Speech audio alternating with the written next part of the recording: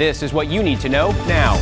Conflicting claims about peace talks with Iran as President Trump reportedly says the sides are engaged in semi-negotiations. Federal investigators are taking over the investigation into the deadly boat crash near the Statue of Liberty. And hackers strike again. This time, a cyber attack shuts down a city's 911 operation. I'm Andrew Dimbert from ABC News. It's Monday, August 10th, and here's the big story. A powerful 7.4-Magnitude earthquake struck Western Colombia this morning, shaking buildings and sending people rushing into the streets. The quake was centered about 250 miles west of Bogota and was felt across the border in Ecuador. There were no immediate reports of major damage or injuries. In June, two powerful earthquakes in Venezuela killed more than 5,000 people.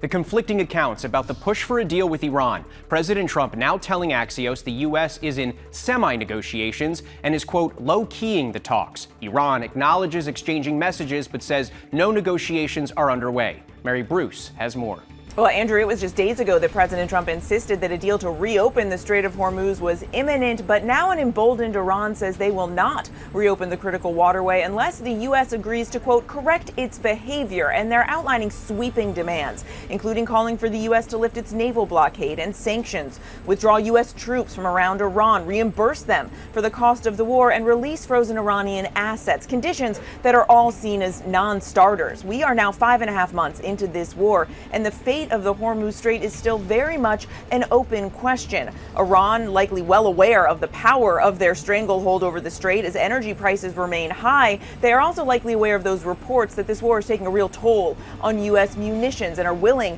to wait this out longer. Iran does say they are exchanging messages with the U.S. through intermediaries, while the president told Axios they are, quote, only semi-negotiating with them. Trump saying we are low-keying it, but he notably has not made any new military threats, at least not publicly, instead appearing to focus on sustained economic pressure. The president had said this latest round of talks would be Iran's last chance to make a deal, so what comes next is not clear, but Andrew, the president is projecting some optimism, saying, quote, it will work out, it always works out, it's like a chess game.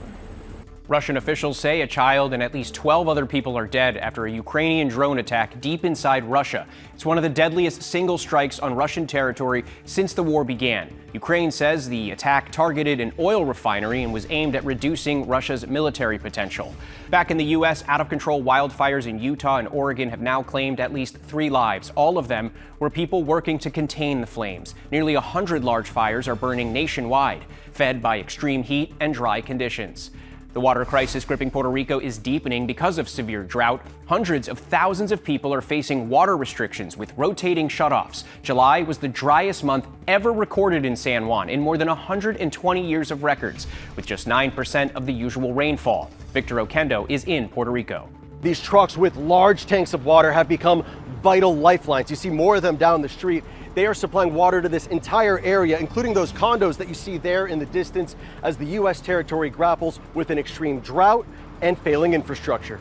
The federal government is now taking over the investigation into the deadly boat capsizing near the Statue of Liberty.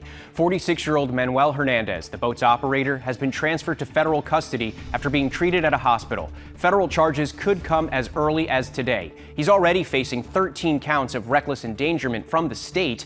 The 22-foot boat overturned in New York Harbor over the weekend, killing 27-year-old Sarah Sanchez and her 5-month-old daughter. 12 other passengers survived with minor injuries, according to the FDNY. Federal investigators are now looking into whether the boat was over capacity and whether Hernandez was operating an illegal charter without the required safety equipment. Now to some quick hits. Other stories we're following on ABC News. Todd Blanche is starting his official week as the U.S. Attorney General. President Trump's former personal lawyer was confirmed by the Senate on Saturday, with votes split by party lines. Blanche has been serving as acting Attorney General since April, when Trump fired Pam Bondi. The FBI is investigating a cyber attack that forced the shutdown of a small California city's IT network, affecting its 911 operation. The attack prompted a state of emergency in Sassoon City, about 55 miles north of San Francisco. 911 calls had to be rerouted through a county dispatch center. No word on who may be responsible.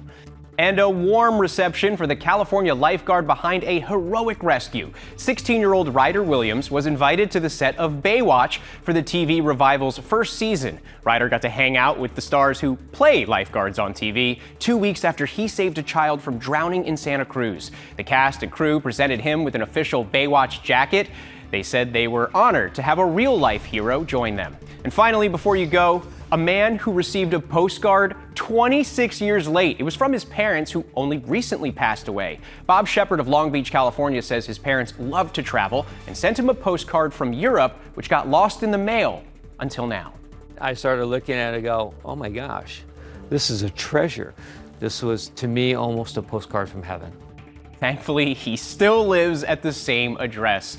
And that's what you need to know. For breaking news and live updates throughout the day, check out ABC News, streaming on Disney+. New episodes daily on Disney+.